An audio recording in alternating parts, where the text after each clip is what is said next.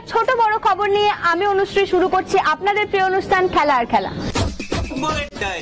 নিবেদন করছে সংবাদ প্রতিদিন।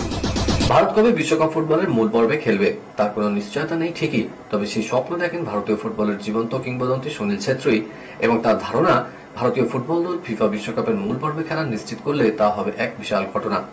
সেই দিনের অপেক্ষাতেই নাকি রয়েছেন সুনীল ছেত্রী। ভারতের সামনে আগামী বিশ্বকাপের মূল পর্বে ওঠার একটা ক্ষীণ আশা থাকলেও সে রাস্তা বেশ কঠিন। কিভাবে পূরণ হতে পারে সুনীলের সেই স্বপ্ন? আগামী বিশ্বকাপের মূল পর্বে এশিয়া থেকে 8টি দল সরাসরি মূল পর্বে উঠবে এবং আরো একটি দল উঠতে পারে বা নাও পারে। সেজন্য এশীয় বাছাই পর্বের দ্বিতীয় রাউন্ডে মোট 36টি দলকে 9টি গ্রুপে ভাগ করা হবে। প্রতি গ্রুপে থাকবে 4টে দল, যেমন এ গ্রুপে আছে কাতার, কুয়েত, ভারত এবং আফগানিস্তান। প্রতি দল হোম অ্যান্ড অ্যাওয়ে পদ্ধতিতে 6টি করে ম্যাচ খেলার পর প্রতি গ্রুপের সেরা 2টি দল পৌঁছবে তৃতীয় রাউন্ডে, অর্থাৎ 9টি গ্রুপে 2টি করে দল, মোট 18টি দল উঠবে তৃতীয় রাউন্ডে। তৃতীয় রাউন্ডে 18টি দলকে 3টি গ্রুপে ভাগ করে অর্থাৎ 6টি করে দল থাকবে প্রতি গ্রুপে।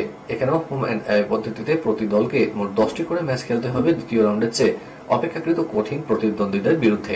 এই 3 গ্রুপের সেরা 2টি করে দল অর্থাৎ মোট 6টি দল 2026 বিশ্বকাপের মূল পর্বে খেলার যোগ্যতা অর্জন করবে সরাসরি। চতুর্থ রাউন্ডে ওঠা 6টি দলকে 2টি গ্রুপে ভাগ করা হবে, প্রতি গ্রুপে থাকবে 3টি করে দল। এই রাউন্ডে প্রতিটি দলকে বাকি 2 প্রতিপক্ষের বিরুদ্ধে একবার করে খেলতে হবে নিরপেক্ষ ভেন্যুতে।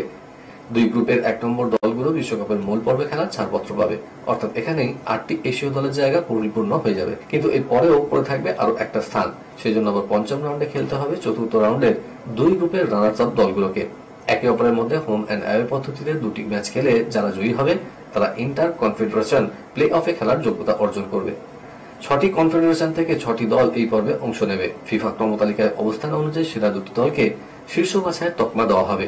বাকি 4টি দলকে একটি করে নকআউট ম্যাচ খেলে 2 শীর্ষ বাছাই দলের মুখোমুখি হতে হবে।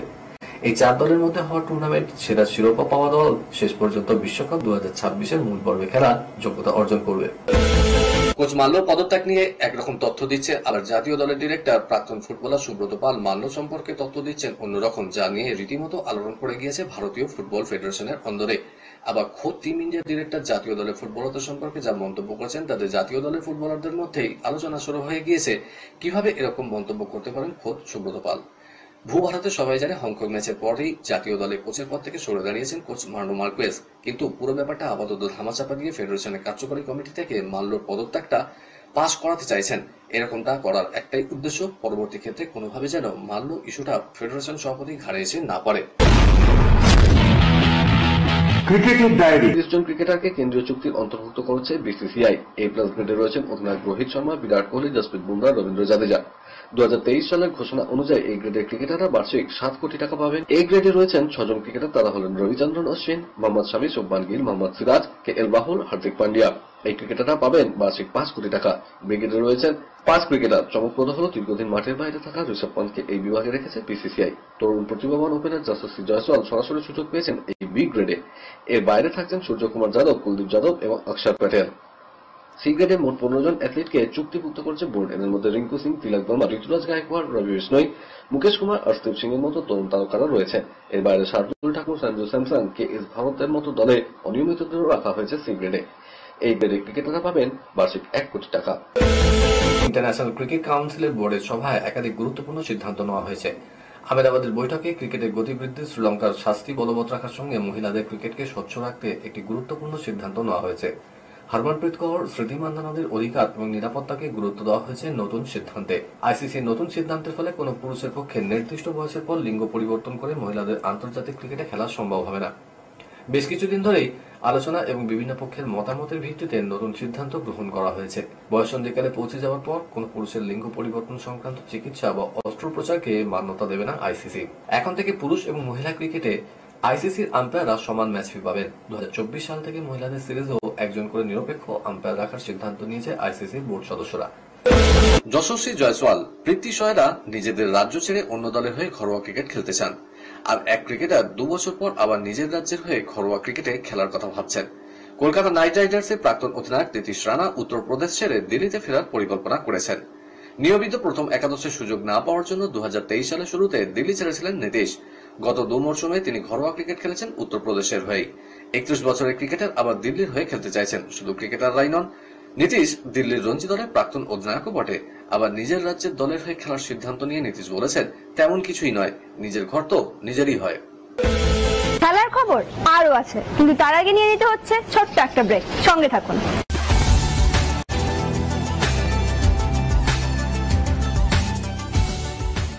কেআরকে নিউজ মিডিয়া প্রযোজিত সাপ্তাহিক বিনোদনমূলক অনুষ্ঠান বিনোদন.com দেখুন প্রতি শনিবার ঠিক রাত 10:15 আপনাদের প্রিয় চ্যানেল ভিশনে।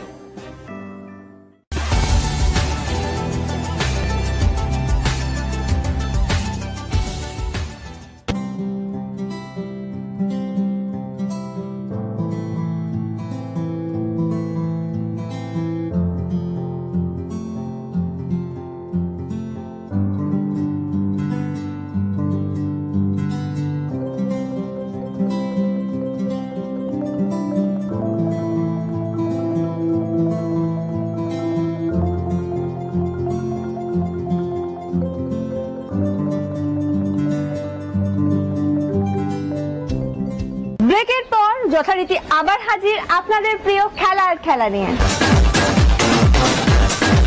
বিদেশের ডায়েরি। প্যারিস আজ খুবই কঠিন সময় কাটছে, সেই কারণে প্যারিস ছেড়ে মায়ামিতে গিয়েছিলেন লিওনেল মেসি। বার্সেলোনা ছেড়ে পিএসজিতে গিয়েছেন আর্জেন্টাইন কিংবদন্তি।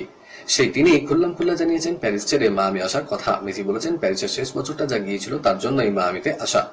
আর্জেন্টাইন তারকা বলছেন, আমাকে ইন্টার মায়ামিতে আসতেই হতো, কারণ বার্সেলোনা ছেড়ে 2 বছর আমাকে প্যারিস সাজাতে কাটাতে হয়েছিল। ওই 2 বছর আমার কাছে মোটেও উপভোগ্য ছিল না, প্রতিটি দিনই আমার কাছে অসহ্য ছিল।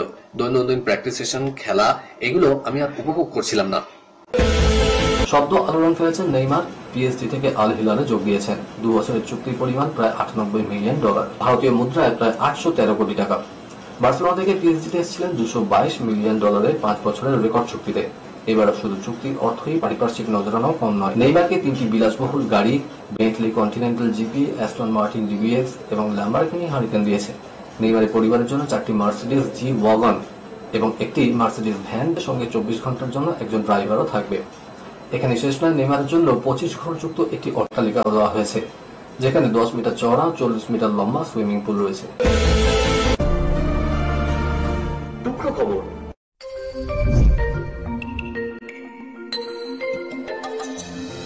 স্বপ্ন বর্মন কিনা স্বেচ্ছা নির্বাসনে, অসময়ে কেনই বা দূরে সরে গেলেন? চোট আঘাত? স্বপ্ন নিজে বলছেন, আমি অনায়াসে আরো বেশ কয়েক বছর ট্র্যাকে থাকতে পারতাম, ফেডারেশন কর্তারা থাকতে দেননি। ফেডারেশনের উপর ক্ষোভ কেন? প্রায় 2 বছর ট্র্যাকের বাইরে, তবু সেই ক্ষোভ প্রশমিত হলো না কেন? স্বপ্ন বলছেন, এশিয়ান গেমসে মাত্র 4 পয়েন্টের জন্য পদক হাতছাড়া হয়েছিল। সেই সময় ফেডারেশন কর্তাদের উদাসীনতায় মানসিকভাবে বিপর্যস্ত হয়ে পড়েছিলাম।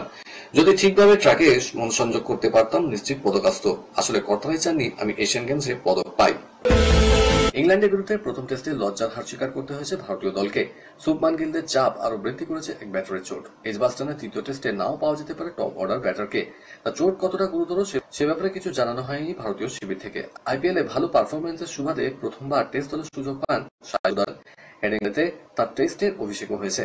প্রথম ইনিংসে 0 রানে আউট হল, দ্বিতীয় ইনিংসে 30 রান করেছেন। তবে চোটের জন্য এজবাস্টনের 2য় টেস্টে সুদর্শন অনিশ্চিত। হেডিংলে টেস্টের শেষ দিনে ফিল্ডিং করার সময় কাঁধে চোট পান সুদর্শন। তার পরিবর্তে ফিল্ডিং করতে নামেন নীতিশ কুমার রেড্ডি। হিমা দাসের জন্য আরো বড় ধাক্কা এলো। জাতীয় ডোপ বিরোধী সংস্থার প্রাথমিক নির্বাচনের দায় পড়লেন এই তারকা স্প্রিন্টার। জাতীয় ডোপ বিরোধী সংস্থা সব অ্যাথলেটেরই নিয়ম মাফিক টেস্ট নেয়। 12 মাসে 3টি ডোপ টেস্ট দেওয়ার কথা ছিল হিমার, কিন্তু হিমা সেই টেস্ট পরীক্ষা দেননি।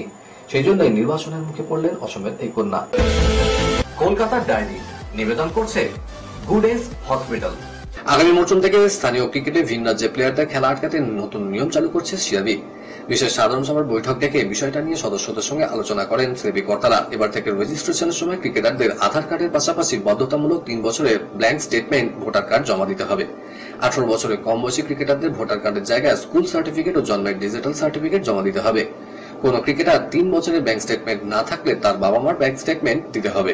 স্কুলে পড়াশোনা না করলে বোর্ডের নিয়ম অনুযায়ী কোর্টের এফিডেভিট জমা দিতে হবে। বেশ কয়েক বছর ধরে সৌরভ গাঙ্গুলির জীবনচিত্র নিয়ে চর্চা চলছে। দাদা চরিত্রে দেখা যাবে অভিনেতা রাজকুমার রাওকে। যদিও তার আগে রণবীর কাপুর থেকে আয়ুষ্মান খুরানা একাধিক নাম উঠে এসেছিল চর্চায়। চলতি বছর নিজের বিবাহ বার্ষিকীতে এই খবরের শিলমোহর দেন সৌরভ নিজেই। নিজের চরিত্রে রাজকুমারকে মনোনীত করার সিদ্ধান্তে কি খুশি তিনি? বিক্রম মোতওয়ানি পরিচালনায় লাভ রেঞ্জনের প্রযোজনায় তৈরি হতে চলেছে সৌরভের জীবনচিত্র। তা নিয়ে গত 2 বছর ধরে নানা সময় নানাভাবে চর্চা হয়েছে। তবে সৌরভের চরিত্রে রণবীরকেই দেখতে চেয়েছিলেন দাদার সিংহভাগ অনুরাগী, যদিও সেটা সম্ভব হচ্ছে না। সৌরভ মানে আবেগ, সৌরভ মানে প্রতিবাদক। সৌরভ মানে হার না মানার লড়াই, অন্তত এমনই ভেবে এসেছেন আপামর বাঙালি এতদিন। ফলে সেই চেতনা সৌরভ গাঙ্গুলীর নিছক ক্রিকেটের গণ্ডিতে সীমাবদ্ধ নন। দেশের অন্যতম সেরা অধিনায়কও তিনি। দীর্ঘ ক্যারিয়ারের সাফল্য যেমন দেখেছেন, ব্যর্থতাও দেখেছেন। ক্রিকেটের 22 গজ থেকে টিভির পর্দায় দাদাগিরি, সব ক্ষেত্রেই সফল তিনি। আজ তবে এ পর্যন্তই থাক, আবার দেখা হবে আগামীকাল ঠিক এই সময় এই চ্যানেলে। শুভরাত্রি।